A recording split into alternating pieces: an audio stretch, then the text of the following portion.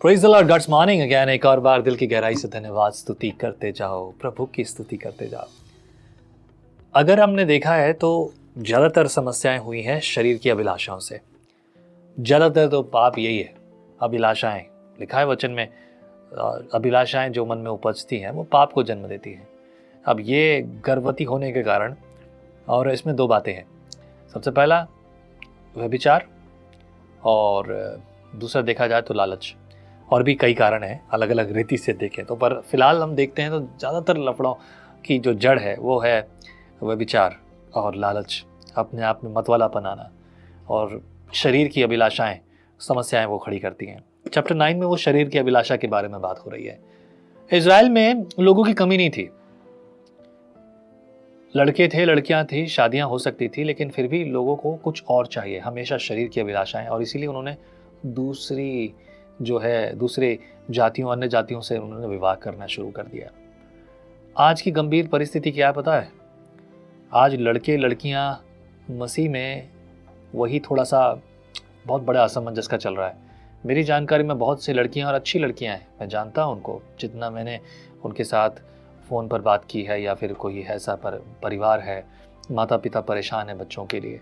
I am really struggling about that thing. और मैं मन से बड़ा दुखी हूँ इस बात के लिए कि इन लड़कियों के लिए अच्छे लड़के नहीं मिल रहे, और कुछ अच्छे लड़के हैं उनके लिए अच्छी लड़कियां नहीं मिल रही। कई बार मैच नहीं हो पाता, मैच नहीं बैठ रहा, कुछ मुश्किल हो रही है।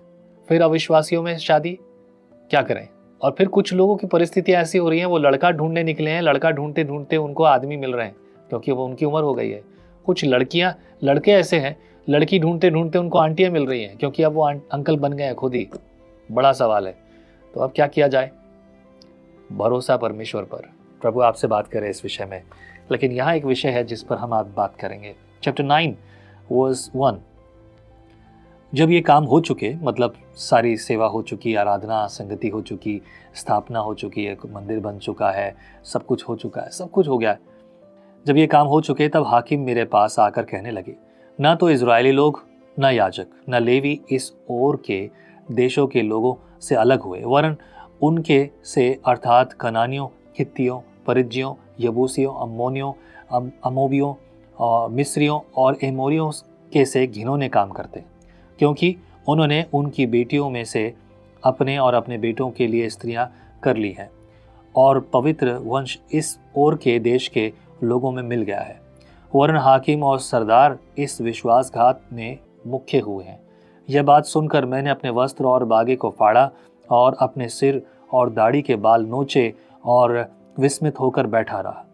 तब जितने लोग इज़राइल के परमेश्वर के वचन सुनकर बंधुआई से आए हुए लोगों के विश्वासघात के कारण थरथराते थे, सब मेरे पास इकट्ठे हुए, और मैंने सांझ की भेंट के समय तक विस्मित होकर बैठा रहा।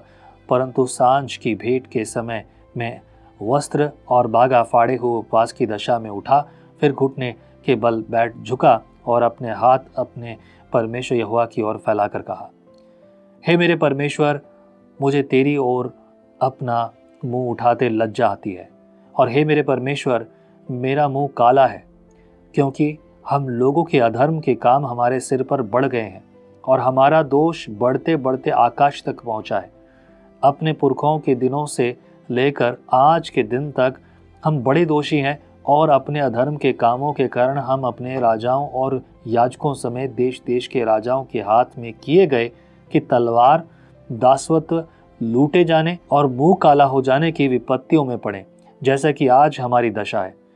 पर अब थोड़े दिन से हमारे परमेश्वर यहोवा का अनुग्रह हम पर हुआ है कि हम में से कोई कोई बच निकले, और हम उसके पवित्र स्थान में एक खूंटी मिले, और हमारा परमेश्वर हमारी आंखों में ज्योति आने दे, और दासत्व में हमको कुछ विश्रांति मिले। हम दास तो हैं ही, परंतु हमारे दासत्व में हमारे परमेश्वर ने हमको नहीं छोड़ दिया, वरन फारस के राजाओं के को हम पर ऐसे कृपालु किया कि हम नया जीवन पाकर अपने परमेश्वर के भवन को उठाने और इसके खंडरों को सुधारने पाएं, और हमें यहूदा और यरूशलेम की आड़ मिले। बहुत खूबसूरत प्रार्थना है। देखिए, प्रार्थना भी उससे वो कर सकता है जिसका मन टूटा हो। कई बार प्रार्थना के लिए मन टूटा नहीं हो तो प्रार्थना में भी आनंद नहीं आता। लगता है जैसे कि रोज की सी व्यवस्थाएं हैं, रोज के से काम हैं, तो वो आनंद नहीं देते मेरे प्रियो। जब हम एक्नॉलेज करते हैं, जब हमें वाकई में एहसास है कि हमने जो कुछ किया है वो गलत किया है, तब हम इस बात को समझ पाते हैं और एहसास करते हैं कि क्या हुआ है। यहाँ पर एजरा की जो प्रार्थनाएं हैं, एजरा जानता है कि वो क्या प्रार्थना कर रहा है। वो जानता है कि क्या बंधुआई के दिन थे, लोग भूल गए हैं। इन 70 सालों के दौरान जो बच्चे बड़े हुए हैं उनको एहसास नहीं है कि उन्होंने क्या खो दिया। बस उन्होंने जो देखा वही उनकी ज़िंदगी है और वो अपनी मर्जी से ज़िंदगी जीना चाहते हैं। याद कीजिए, जब मंदिर की स्थापना की जा रही थी तब बहुत से लोग जय जयकार कर रहे थे, अच्छा लग रहा था। कुछ लोगों को हर्ष और आनंद से, क्योंकि कुछ नया काम हो रहा था। लेकिन कुछ लोग खुशी के कारण रो रहे थे और चिल्लाकर परमेश्वर की आराधना कर रहे थे। I really experience that kind of things. मैंने वो सब कुछ एहसास किया है। भले ही मैं मंदिर वैसा ना बना रहा हूँ, लेकिन मैं जो बना रहा हूँ उसमें मेरा आनंद ऐसा ही है मेरे प्रियो। पर पता है क्या, इससे पहले कि हम 10वें अध्याय में जाएं, 10वें अध्याय में बहुत से लोगों के नाम हैं और पढ़ते हैं 10 पद। अब हे हमारे परमेश्वर, इसके बाद हम क्या कहें? यही कि हमने तेरी उन आज्ञाओं को तोड़ दिया है जो तूने यह कहकर अपने दास नबियों के द्वारा दी। जिस देश के अधिकारी होने को तुम जाने पर हो, वह तो देश देश के लोगों की अशुद्धता के कारण और उनके घिनौने कामों के कारण अशुद्ध देश है। उन्होंने उसे एक सीमा से दूसरी सीमा तक अपनी अशुद्धता से भर दिया है।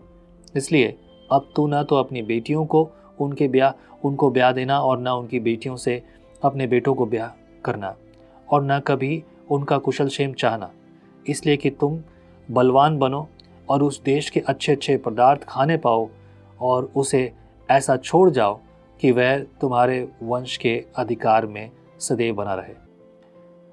उस सब के बाद जो हमारे बुरे कामों और बड़े दोष के कारण हम पर बीता है, जबकि हे हमारे परमेश्वर, तूने हमारे अधर्म के बराबर हमें दंड नहीं दिया, वरन हम में से कितनों को बचा रखा है।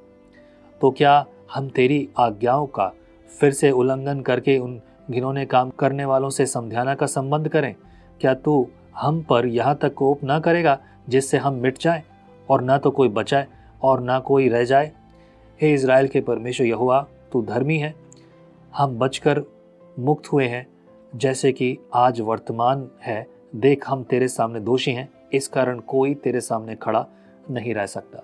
चैप्टर 9 में एजरा के द्वारा जो घटना घटी है, यहाँ पर एजरा ने जो प्रार्थना की है, इस प्रार्थना को हम अगली बार भी देखते हैं।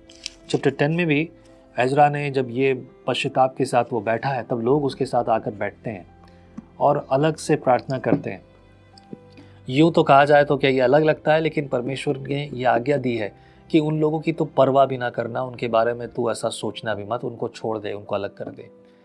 यही था, इज़राइल को परमेश्वर अपनी निज प्रजा करके ठहराता है। और आज जितने लोग हैं, ख़ासतौर से मैं कहूँगा जवानों को जिनका विवाह नहीं हुआ है, किसी भी परिस्थिति के कारण आप ये ना सोचें कि एक अविश्वासी के साथ आप रिश्ता जोड़ें। कई सारे बहाने बना सकते हैं, लोग बनाते भी हैं, but that is not correct, वो सही नहीं है। सोचिए कि एजरा इस तरह से गिड़गिड़ा कर प्रार्थना कर रहा है। ये टूटा मन था इस बात के लिए कि हमसे गलती हुई है, इज़राइल ने गलती की है। खुद के पापों के लिए माफ़ी नहीं मांग रहा वो, पर वो इज़राइल है, इज़राइल में शामिल है। और आप भी, हम भी वो लोग हैं जो परमेश्वर में अब शामिल हैं। हम संसार के सदृश ना बने, परंतु अपने मन के नए हो जाने के कारण अपने नए चाल चलन को रोज़ बदलते जाएं, ताकि उसकी इच्छा शुद्धता में, पवित्रता में, अनुभव से मालूम करें। रोमियो की पुस्तक चैप्टर 12 1 और 2। प्रभु आपको आशीष करे। आमीन। Let's close eyes. प्रभु हमें बुद्धि दे, ज्ञान दे कि हर बात में हम तेरी मर्जी पूरी करें, गलत चीज़ें, गलत बातें हमसे दूर रहें और तेरी मर्जी में हम आगे बढ़ते रहें। वो करें परमेश्वर जो तू चाहता है, तेरी सहायता, तेरी भलाई। धन्यवाद हमारी प्रार्थना सुनने के लिए। तेरे लोगों को फलवंत और बलवंत कर, आशीषित कर। मसीह यीशु के नाम से प्रार्थना में मांगता हूँ, आमीन। प्रभु आपको आशीषित करे। अगला दिन एक और नए अध्याय के साथ हम लोग फिर से मुलाकात करेंगे। कमी घटी होने दीजिए मेरे प्रियो, लेकिन भरोसा और नई सामर्थ। आमीन। जय मसीह की। परमेश्वर का वचन जीवन देने वाली रोटी है। आओ हम इस जीवन देने वाली रोटी का और मजा लें। विजनरी टीवी पर हम हमेशा सोचते हैं कि शायद मैं भी बाइबल कॉलेज जाकर बाइबल को अच्छे से सीखता। और अब आपके लिए है visionary TV, deep Hindi Bible study के लिए।